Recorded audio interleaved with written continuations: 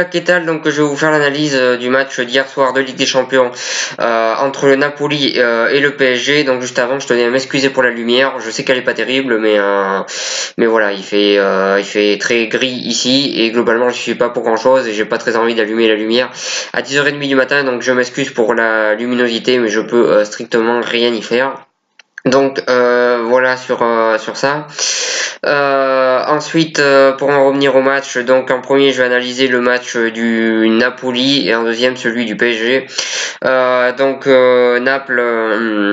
Naples en première mi-temps, ça a été difficile pour eux, notamment en défense, où ils ont eu du mal à arrêter un joueur comme Neymar hier, qui était en grosse forme, surtout en première mi-temps. Donc première mi-temps difficile où ils ont eu du mal à défendre, mais ils ont quand même réussi à défendre assez bien dans l'ensemble. Ils ont réussi à se projeter très vite vers l'avant, mais là aussi la défense du PSG en première mi-temps a répondu présent. Donc le Napoli qui a eu des grosses difficultés en première mi-temps.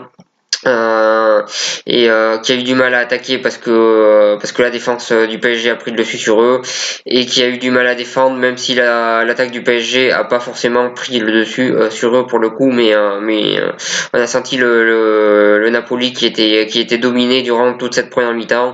Ils ont pris qu'un but et ils ont quand même réussi, on va dire, à bien défendre et dans les temps faibles, ils ont réussi à pas se prendre de but, ce qui est plutôt une bonne nouvelle pour eux. Ensuite, en deuxième mi-temps, ça a été beaucoup mieux du côté du Napoli. Ils ont fait un meilleur pressing. Ils ont pressé plus haut et automatiquement pour ce match, automatiquement ils ont récupéré plus de ballons. Ils ont eu plus le ballon. Ils ont fait plus de jeux.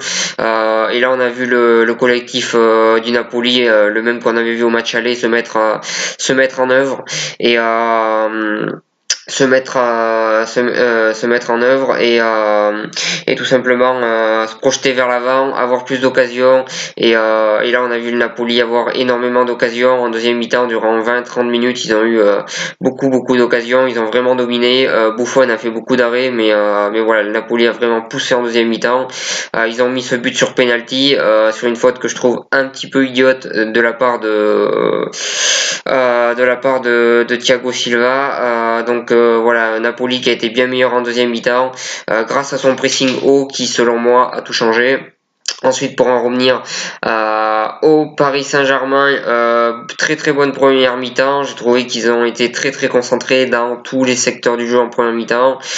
Comme j'ai dit, Neymar a été très intéressant. Par ses mouvements et par tout ce qu'il a fait en première mi-temps, il a été vraiment intéressant. Neymar, il a fait une très bonne première mi-temps. En attaque, le PSG a été globalement assez bon dans l'ensemble en première mi-temps. Au milieu de terrain, c'était très intéressant, notamment Draxler qui était à la place de Rabiot. Il a assumé sa place et il a été assez bon. D'ailleurs, le PSG qui a pris pas mal de risques, leur entraîneur a pris pas mal de risques dans la composition de début de match, notamment en faisant jouer 3 défenseurs centraux, ce qui a permis aux latéraux de jouer plus haut et notamment Bernat de faire un bon match. Donc voilà sur ça. Il a fait des gros choix en mettant notamment Buffon à la place d'Areola, en mettant Kerrer à la place de Kipembe, en mettant Rabiot, donc comme je l'ai dit en mettant Draxler à la place de Rabiot, et en attaque en mettant Cavani sur le banc de touche. D'ailleurs, Rabiot et Cavani, si ça continue, je pense qu'ils vont pas rester très longtemps au PSG. Bref, pour en revenir à l'analyse du match, donc avec cette équipe-là que Unai Emery a fait, donc on a vu les latéraux qui montaient plus et on a vu notamment Bernat qui fait un match très intéressant. Il marque un but et il aurait dû avoir penalty un moment sur une faute qu'il y a eu sur lui. D'ailleurs, l'arbitre qui est juste à côté qui voit pas la faute, j'ai un petit peu du mal à comprendre, mais bon. Voilà sur ça. Donc un Bernat intéressant. Donc une première mi-temps intéressante de la part du PSG qui était vraiment très concentré dans tous les secteurs du jeu et qui réussissait à avoir le ballon, à avoir les meilleures occasions. Et donc une première mi-temps très intéressante du PSG qui pour le coup a répondu présent et a fait ce que les gens attendaient d'eux. En deuxième mi-temps, c'était beaucoup plus compliqué. Le pressing de Naples était plus haut et le PSG a reculé. J'ai trouvé qu'il y avait beaucoup d'écart entre les lignes, c'est-à-dire que j'ai trouvé que la défense était très loin du milieu de terrain et le milieu de terrain était encore plus loin de l'attaque. Donc j'ai trouvé que c'était des lignes assez pas assez serrées selon moi et j'ai trouvé que ça défendait pas à 11 globalement de la part du PSG et je pense que c'est ça qui a manqué un petit peu en deuxième mi-temps. Donc voilà, un PSG qui a souffert en deuxième mi-temps, qui a été dominé, énormément d'arrêts de Buffon qui a un petit peu sauvé les meubles. Un Thiago Silva qui dans les grands matchs a une nouvelle fois répondu absent, qui est passé encore une fois à côté de son match dans les grands matchs. Thiago Silva, va falloir se poser les bonnes questions sur lui parce que dans les grands matchs il répond jamais présent. Avec le PSG pratiquement, en tout cas on a l'impression qu'il passe toujours à côté. Voilà, sur ça, ils ont été dominés en deuxième mi-temps, ça a été compliqué pour la défense, ça a été compliqué aussi pour le milieu de terrain, donc on a senti une deuxième mi-temps bien plus compliquée. On a vu Neymar qui a été beaucoup moins intéressant qu'en première mi-temps, il a voulu faire beaucoup de numéros en soliste et on a vu que ça n'a rien donné. Donc c'est un petit peu l'image qu'on veut pas avoir de Neymar. Finalement, le Neymar de la première mi-temps, c'est l'image que je pense les supporters parisiens attendent. Et en deuxième mi-temps, je pense que c'est l'image que personne ne veut voir de Neymar. Même si ça n'a pas été catastrophique, dans l'ensemble il fait un bon match, mais bon, le fait qu'il donne pas assez le ballon en deuxième mi-temps, ça déçoit un peu. Donc voilà sur ça, deuxième mi-temps compliqué du PSG, comme je dis, ils ont été assez dominés, mais voilà sur ça. Après, c'est vrai qu'ils auraient pu concéder, qu'ils auraient pu avoir un penalty sur la faute sur Bernat. Honnêtement, je pense qu'il y avait penalty. L'arbitre est juste devant, il voit pas la faute. Je comprends pas trop au passage de l'arbitrage que je trouve assez mauvais dans ce match. Je pense que notamment Verratti aurait mérité un rouge côté PSG. Je pense qu'il aurait dû avoir un penalty là, etc. Il y a énormément d'erreurs d'arbitrage. Normalement, en Ligue des Champions, on doit avoir les meilleurs arbitres du monde. Et sur ce que j'ai vu, celui-là en faisait pas vraiment partie.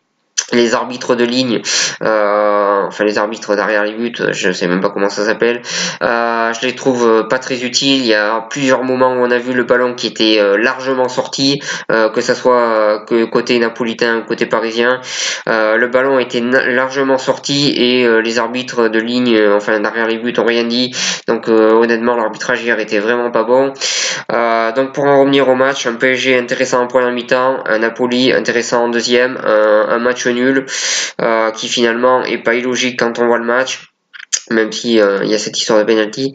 Voilà sur ça, en tout cas une poule qui est vraiment très très très très serrée, parce que Liverpool a perdu, donc il y a Liverpool et le Napoli à 6 points, il y a le PSG à 5 points et il y a l'Étoile Rouge de Belgrade à 4 points. Tout le monde peut encore finir premier. Tout le monde peut encore finir dernier. Cette poule est vraiment très serrée. C'est la poule la plus serrée de la Ligue des Champions cette année. Et je pense que ça faisait longtemps qu'on n'avait pas vu une poule aussi serrée en Ligue des Champions. Donc voilà, c'est vraiment une poule très très serrée. C'est le groupe le plus indécis de la Ligue des Champions et honnêtement j'ai hâte de voir la suite parce que c'est vraiment très serré, ça se joue à rien du tout et comme je dis, tout le monde peut encore finir dernier, tout le monde peut encore finir premier, même l'Étoile Rouge de Belgrade finalement peut encore finir premier, même si je pense pas que ça arrive, mais ils peuvent encore le faire. Donc voilà, c'est très serré cette poule et voilà, en tout cas ça s'annonce passionnant pour la suite et voilà ce que j'avais à dire pour cette analyse. Je vous remercie de m'avoir suivi. Moi je vous souhaite une bonne continuation et voilà, à noter que ce soir il y a des très gros rendez-vous qui nous attendent en Ligue des Champions. notamment le match est à la Juventus, donc et à Turin du moins. Donc la Juventus de Turin face à Manchester United, Lyon face à Hoffenheim et le match entre deux clubs historiques du football mondial, l'Ajax d'Amsterdam, le match au Benfica d'ailleurs, le Benfica Lisbonne face à l'Ajax d'Amsterdam, j'arrive plus à parler. Voilà, sur ça, des très gros matchs qui nous attendent ce soir. Moi je vous remercie de m'avoir suivi et je vous souhaite une bonne continuation.